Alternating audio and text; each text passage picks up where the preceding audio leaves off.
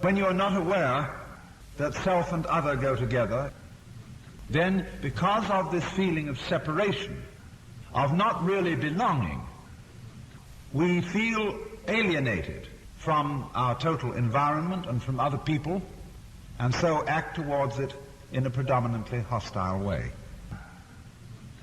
If you really believe that you are this lonely little separate being, confronted by a world that doesn't give a damn about you, then it is pretty serious. You're in a trap, man.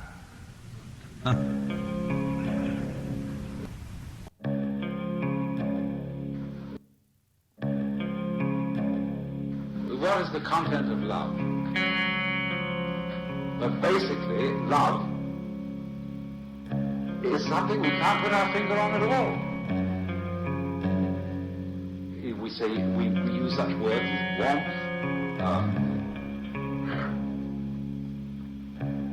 tenderness, all these things, they don't really get to the point.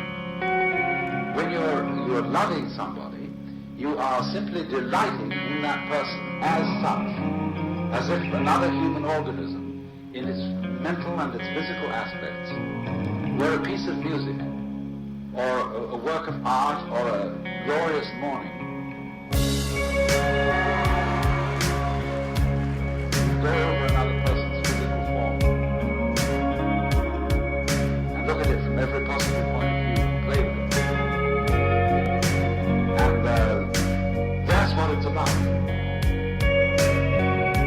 It's the adoration of the form of a human being.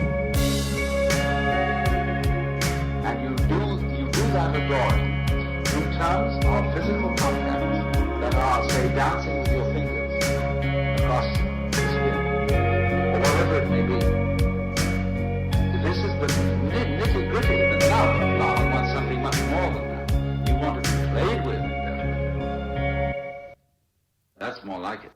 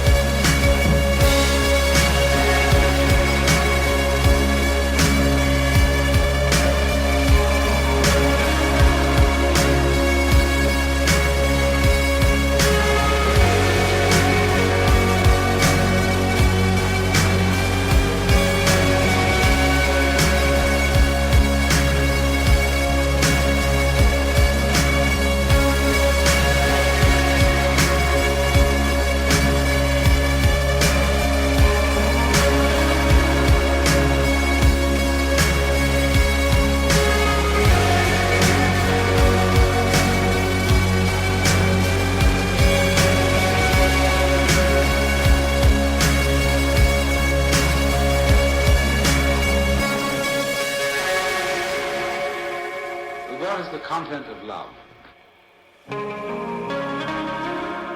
That's a sort of this part of it, it's incidental. It's a way of saying very strongly, yes, I do want to be with you. But basically, love is something we can't put our finger on at all.